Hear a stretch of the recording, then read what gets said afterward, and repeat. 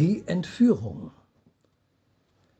Noch während Graf Dietrich von Are und seine Ehefrau Margarete von Salm dabei waren, ihre neue Höhenburg oberhalb Altenaars zu beziehen, wurde auch im Ahrtal die Kunde von den Übergriffen der Seldschuken im Heiligen Lande in Umlauf gesetzt. Papst Urban II. Rief zum christlichen Kriegszug nach Palästina auf. Es sollten die byzantinischen Ritterheere durch solche aus Frankreich, Deutschland und Italien Unterstützung finden. Von diesem Hilferuf fühlte sich Graf Dietrich auch angesprochen und er entschloss sich, ihm bald schon Folge zu leisten, zumal die übers Land ziehenden Prediger den Ablass aller Sünden zusagten. Es wurde den Kampfwilligen nie welkender Ruhm im Himmelreich versprochen. Das war Ansporn genug. Der Graf sammelte einige Getreue um sich, verabschiedete sich von den Seinen und seiner Ehefrau und brach mit seiner kleinen Gefolgschaft zunächst in südliche Richtung auf, um auf die Truppen von Robert von Flandern zu stoßen, denen er sich anschließen wollte. Nicht alle Adligen und erst recht nicht die Bauern und einfachen Landleute konnten sich eine solche Reise mit Gepäck und Verpflegung leisten, und so blieb auch ein anderer Ritter einer Spornburg im unteren Ahrtal lieber daheim und presste weiterhin aus den ihm untergebenen Arbeitern und Knechten so viel heraus, dass er so einigermaßen davon leben konnte. Zusätzlich erhob er Zölle und Abgaben von all denjenigen, die seinen Landbesitz durchqueren mussten. Er war ein grober Mensch, dem es nur um sein eigenes Wohlergehen ging und der nicht viel Menschliches an sich hatte. Dieser Ritter mit Namen Ulf von Rheineck hatte nun vernommen, dass die junge Ehefrau des Grafen Dietrich allein in ihrer Burg verblieben war und lange warten musste, bis ihr Angetrauter wieder zurückkäme. Das konnte viele Monate oder sogar Jahre dauern, wenn er überhaupt zurückkäme. Ein fremder Wanderer, der bei ihm Quartier genommen hatte, vermochte ihm von den Reizen dieser schönen Frau so anschaulich zu berichten, dass dem Ritter das edle Antlitz der Gräfin wie im Zauber vor seinem geistigen Auge wunderlich lebhaftig erschien. Der Fremde, der sich als fahrender reicher Kaufmann ausgab, konnte die Begierde in dem groben Manne so sehr entfachen, dass dieser aufbrach, sich der Frau bewältigte und sie in seine Burg verschleppte. Dies geschah mit einigem Zwang, doch die Gegenwehr derer, die mit Margarete daheim aushielten, war äußerst schwach. Ulf konnte so die Entführung ohne viel Federlesen bewerkstelligen. Niemand anderer als der Gott sei bei uns hatte den Ritter Ulf zu dieser Missetat angestiftet. War nun die Zeit für den Verführer gekommen, sich am Grafen Dietrich und dessen Ehefrau für die erlittene Schmach zu rächen? Es war noch nicht lange her, da hatte er sich als erfahrener Architekt ausgebend dessen Burg Are trotz widrigster Gegebenheiten hoch oberhalb von Altenaar auf den schroffen Fels gebaut. Der Verpflichtung, ihm freien Zutritt jederzeit zur Burg zu geben, hatte sich die Gräfin durch das Aufstellen des Weißen Kreuzes entziehen können. Ob sie es nochmals vermochte, sich aus seiner neu gestellten Falle zu befreien?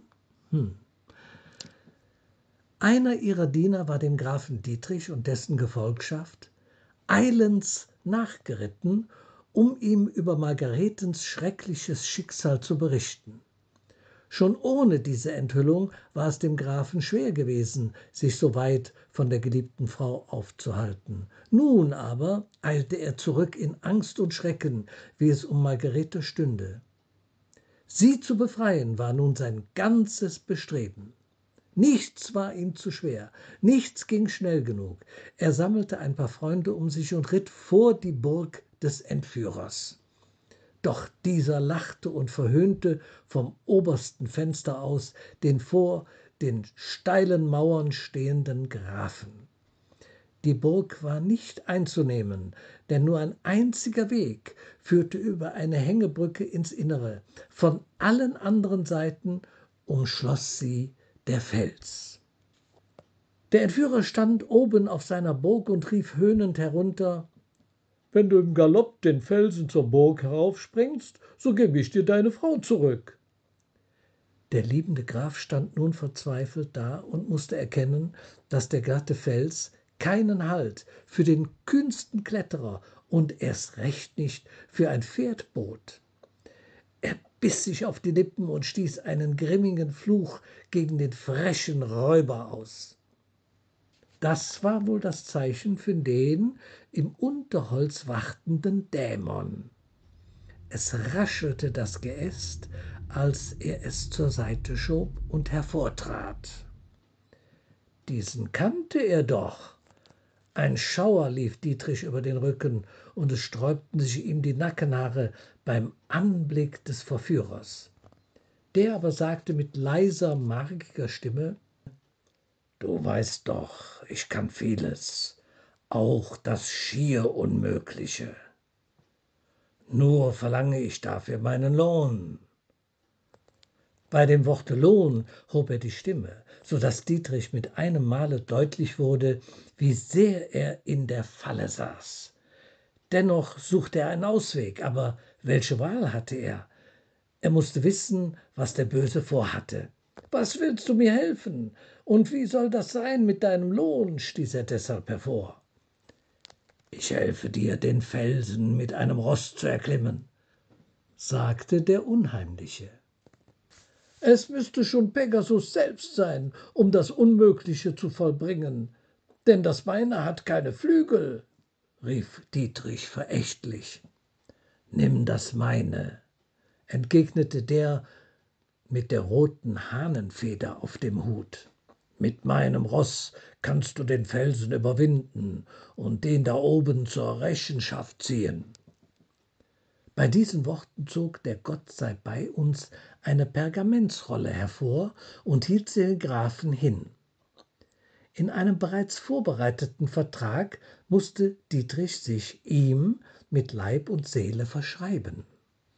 Der Graf zögerte, doch wie er erkennen musste, gab es keinen Ausweg, und er unterzeichnete, während er sich in Gedanken dreimal bekreuzigte. Nun führte ihn der Leibhaftige hinter einen Busch, wo ein Ross angebunden stand. Ein schwarzes, großes, sehr muskulöses Tier, das unruhig tänzelte und aus dessen Nüstern feurige Flammen sprühten. Es schien kaum zu bändigen. Dennoch gelang es dem Grafen, sich mutig in den Sattel zu schwingen, worauf sich das Tier, den Reiter fühlend, umgehend beruhigte. So traten beide hinter dem Gebüsch hervor.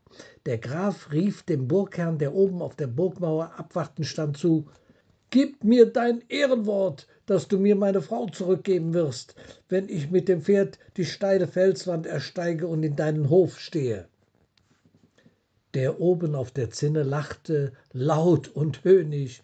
Dann rief er herunter: »Auf mein Wort und meine Ehre, dann sollst du sie haben.« Ohne Umschweife setzte sich das schwarze Pferd in Bewegung und rannte in ungeahnter Geschwindigkeit galoppierend auf die Felswand zu.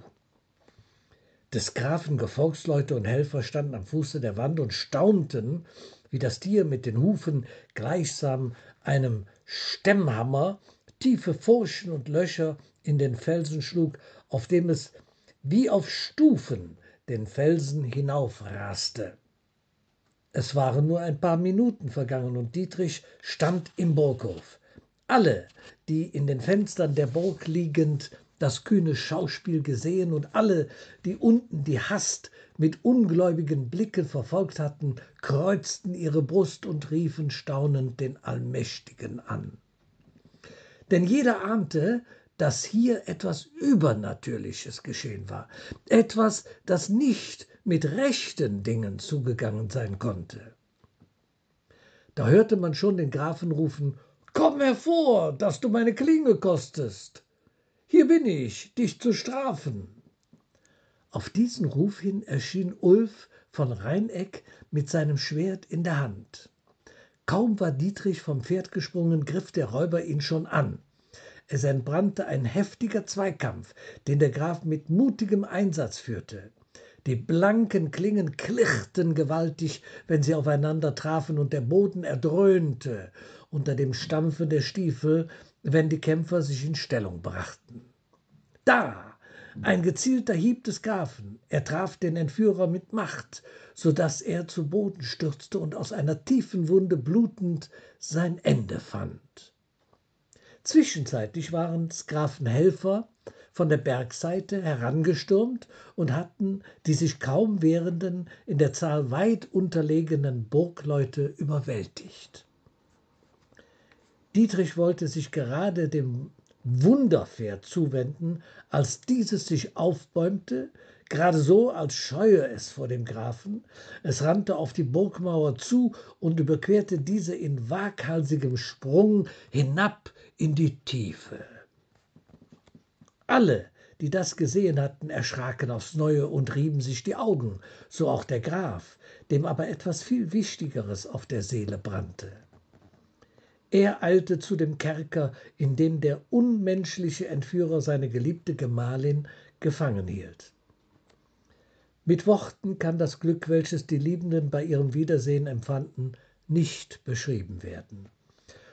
Doch noch, wie Dietrich seine Ehefrau umarmend küsste, erschien der Vermaledeite auf dem Plan. Margarete durchbebte ein Schaudern, als sie erkannte, wer der Unheimliche war. Dieser trug die Pergamentrolle in den Händen und hielt sie dem Grafen kalt vor die Augen. Mit spitzen Fingern deutete er vielsagend auf die fast noch feuchte Unterschrift. Als Dietrich leichenblass darauf starrte, fiel es seiner Frau wie Schuppen von den Augen, und sie ahnte, was ihre spektakuläre Befreiung herbeigeführt hatte. Ihr Herz durchströmte siedend heiß die Erkenntnis, dass der Höllenfürst das Ganze inszeniert haben musste, um sich der Seele ihres geliebten Gattes zu bemächtigen und sich an ihr für die erlittene Schmach, die sie ihm durch das Aufstellen der Kreuze in ihrer eigenen Burg Aare zugefügt hatte, zu rächen. Einen kurzen Augenblick schien es, als sei die Zeit stehen geblieben. Doch jetzt entriss Margarete dem Dämon das Pergament, breitete es auf dem nahestehenden Tisch aus und legte das Kruzifix, welches ihr in der Zeit ihrer Entführung Trost und Glaubenshoffnung gegeben hatte, darauf.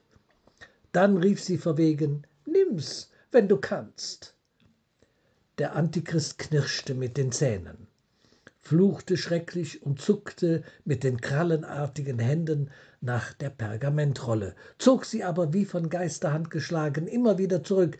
Dann rannte er wie wild um den Tisch, tobte und raste, fluchte und wütete, bis er endlich durch das offene Fenster davonfuhr. Von dem schrecklichen Gestank, den er hinterließ, waren die beiden Liebenden, die sich nicht aus den Armen gelassen hatten, so sehr betäubt, dass sie zu Boden sanken, sich immer noch umklammernd. Durch das Fenster drang plötzlich ein beängstigend heißer, heller Schein.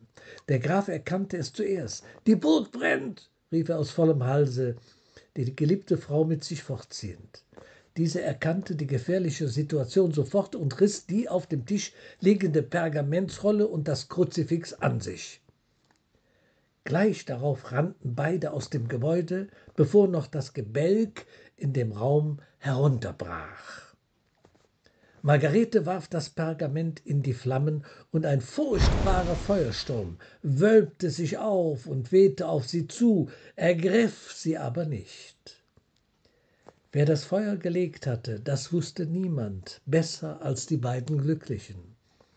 Bis an ihr Ende blieben sie sich innig verbunden, denn er hatte sie aus Menschen und sie ihn aus Teufelsgewalt gerettet.